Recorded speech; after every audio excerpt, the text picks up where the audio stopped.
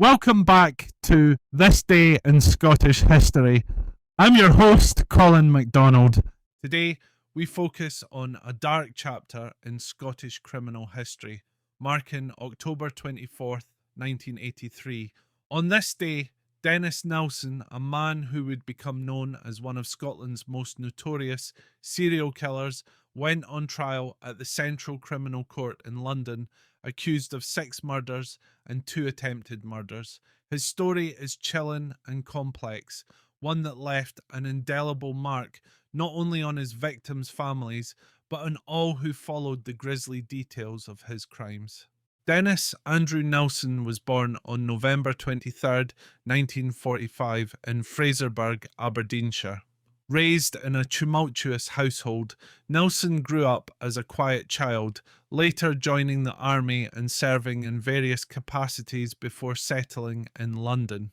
His early life, marked by emotional isolation and unresolved trauma, especially after the death of his grandfather, set the stage for a disturbed adulthood. Nilsen struggled with his sexual identity and developed macabre fantasies that would later manifest in his murders.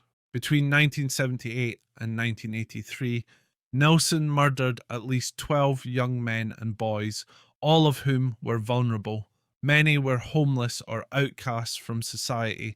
He lured them to his home under the guise of friendship, offering them food and alcohol before killing them through strangulation, sometimes in combination with drowning. His methods were methodical, and he would retain the bodies for days, sometimes weeks, engaging in bizarre rituals.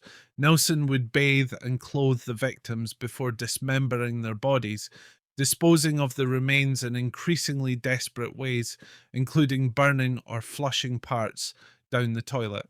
Nilsen's crimes were discovered by chance when a plumber investigating blocked drains at Nilsen's Muswell Hill residence found human remains. On February 8, 1983, Nilsen was arrested after police discovered more body parts in his flat, leading him to calmly confess to the murder of 15 or 16 victims. His trial, which began on this day in 1983, was a national sensation. The focus of the prosecution and defence wasn't whether Nilsen had committed these heinous acts. It was clear from his own confession, but rather his mental state during the killings. The defence argued that Nilsen suffered from diminished responsibility due to mental illness, claiming he was unable to control his violent urges. The prosecution, however, argued that Nilsen was fully aware of his actions and had planned his murders with calculated precision. Psychiatric evaluations offered differing opinions. One expert described Nilsen as suffering from a personality disorder marked by emotional detachment and a compulsive need for control over his victims. Another expert refuted this, stating that Nilsen was entirely rational during his killings, motivated by his desire to dominate others and relive the trauma of his grandfather's death. After weeks of testimony, the jury found Nilsen guilty of 6 counts of murder and 2 counts of attempted murder. He was sentenced to life imprisonment on November 4th, 1983, with a recommendation that he serve a minimum of 25 years. In 1994, this was changed to a whole life tariff, ensuring he would never be released. Nilsen spent the remainder of his life in prison, where he died in 2018.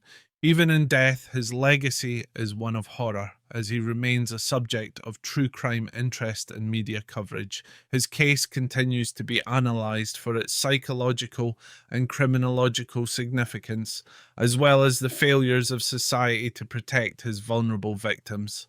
The trial of Dennis Nilsen, beginning on this day in 1983, serves as a grim reminder of the darkness that can exist within individuals and the lasting impact such crimes can have on communities and families. Thank you for joining us on this sobering episode of This Day in Scottish History. I'm Colin MacDonald, and I hope you'll join me tomorrow as we explore another moment from Scotland's past. Haste ye back.